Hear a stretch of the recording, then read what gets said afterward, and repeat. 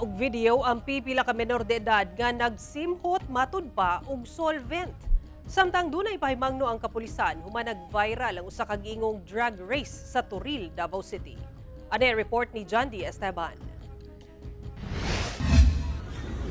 Ayun! Patay! Dagat! Nanagan kini mga bata dihang miabot ang nakauniporme nga pulis. Nakaikya sila apan ang usa kanila na rescue kay wa kadagan.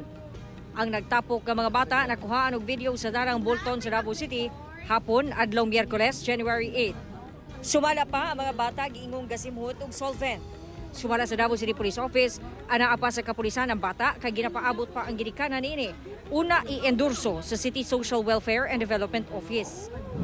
Nag-viral ang video online nga gipost sa Davao Idiot Drivers Facebook page. Sa mga matud pa, nag-drag race sa Binugaw, Turil District sa Davao City. Ginaila na sa kapulisan ang mga nalambigit. Samtang auhag sa kapulisan sa publiko nga dapat kung naa sila yung mga monitor pod ma'am, mag-report dayon sa ato mga station commanders. Dili na nato paaboton pa nga naay mga mahitabo. Magtapok pa lang gani ang mga motor, report na mo. Ayaw na mo report nga nag-start na og drag race.